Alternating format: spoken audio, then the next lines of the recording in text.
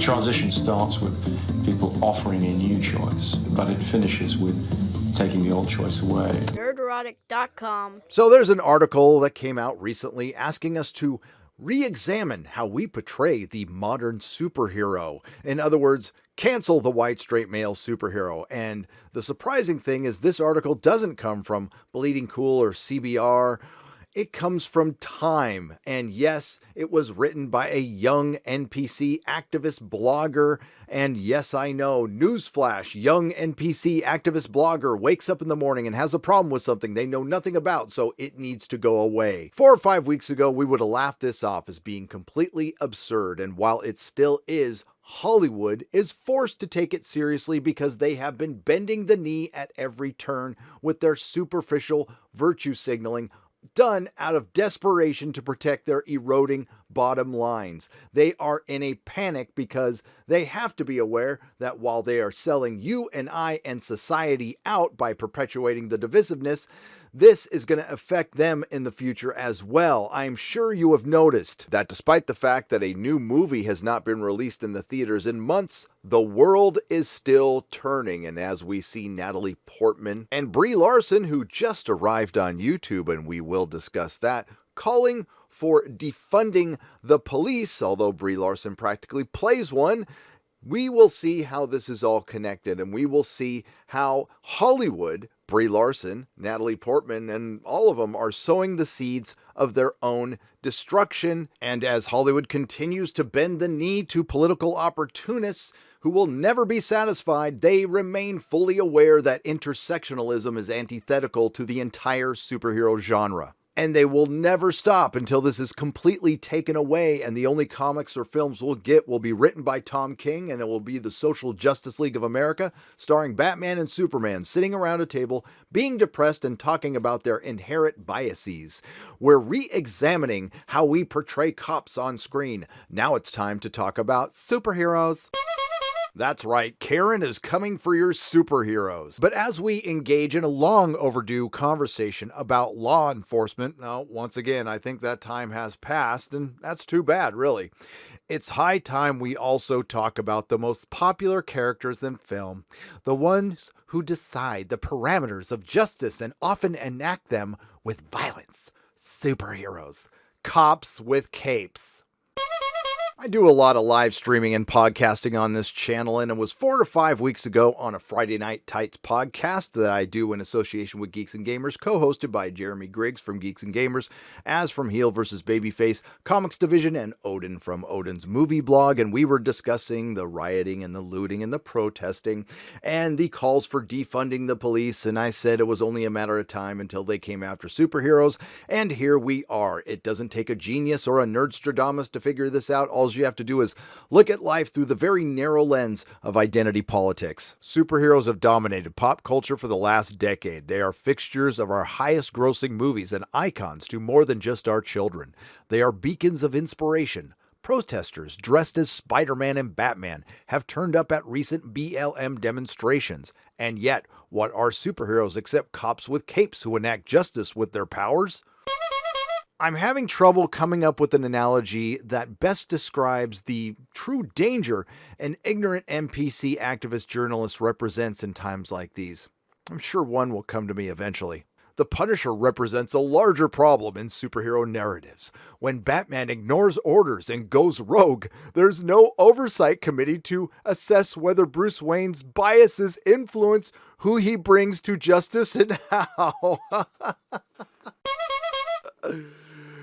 Oh. Can I speak to the commissioner, please? Heroes like Iron Man occasionally feel guilty about the casualties they inflict, but ultimately empower themselves again and again to draw those moral lines. Then Karen gives her biased view of the situation going on over the last 3 to 4 weeks, which we will not discuss here, which is interesting because this article is about a biased narrative. As these urgent conversations dominate the news, sorry, Karen, that was last cycle. Now, this is the sentence you need to pay attention to in this article. It's increasingly unclear how either the arm of the law or the vigilante narrative can survive without some serious reconsideration. I'll use their language. So what you're saying is if Hollywood is going to continue making superhero films, they need to inject it with identity politics and intersectional feminism, or you're going to write articles complaining about it constantly with all of your brethren and sisters in the access media like you have been over the last few years. If you have been reading comics and have been paying attention, which obviously you haven't, they have been doing this anyway. The superhero has been deconstructed over and over again, and unless it gets reconstructed, the genre is kaput. Most of the blockbuster Marvel and DC Comics movies skirt the issue of who should define justice or whom. Captain America Civil War and Batman v Superman Dawn of Justice briefly float the idea of superhero oversight, but both devolve into quip-filled CGI fistfights.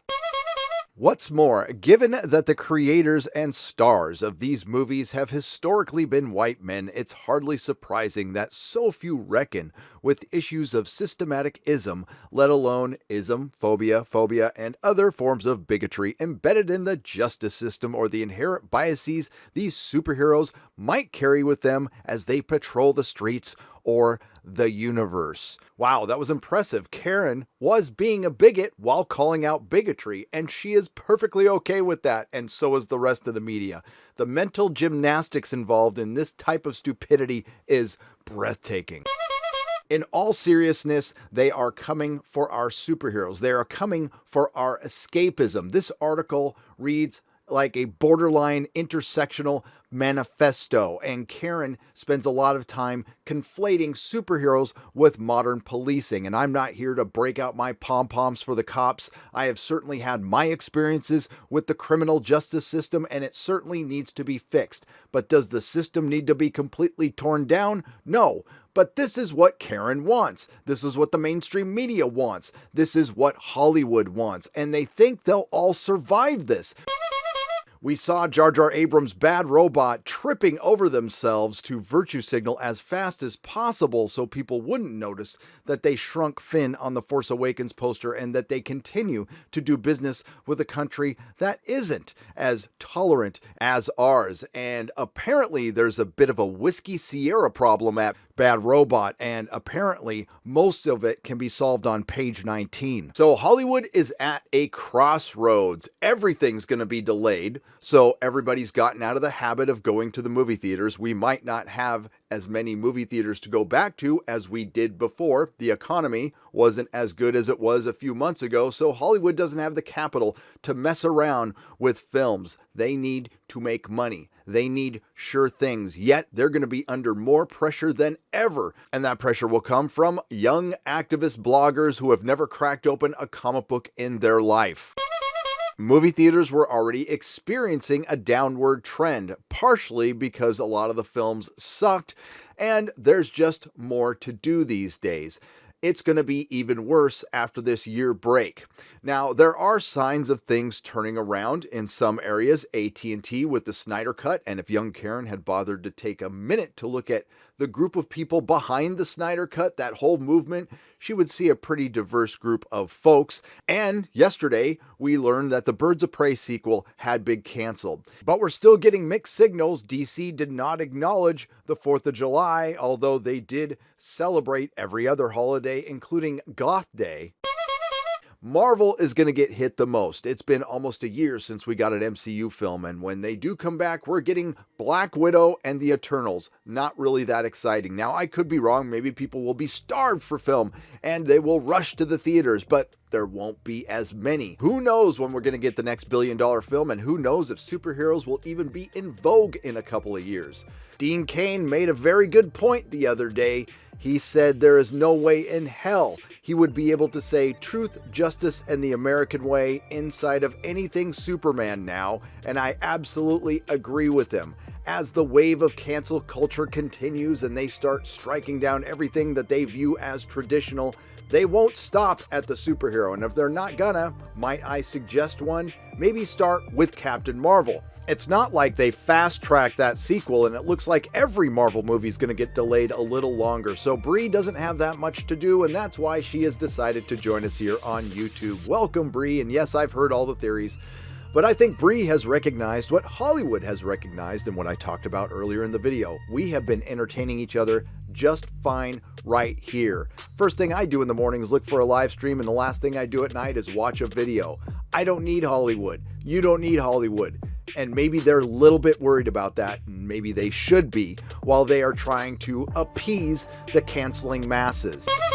And of course, no doubt Brie is here because she's a raging narcissist. And the final word on canceling the superhero? Well, Hollywood, you are way behind the comic book industry. They have been doing it for the last 5 to 6 years.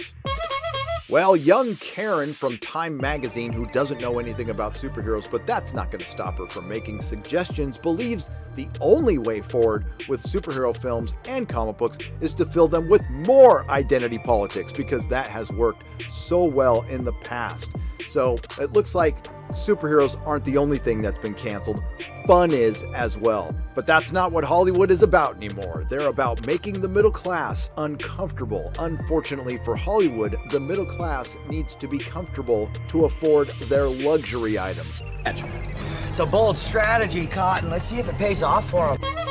If you like what you heard, please like, share, and subscribe. If you didn't like what you heard, I thank you for listening this long, and I will see you in the next video. Nerdrotic.com. Please subscribe.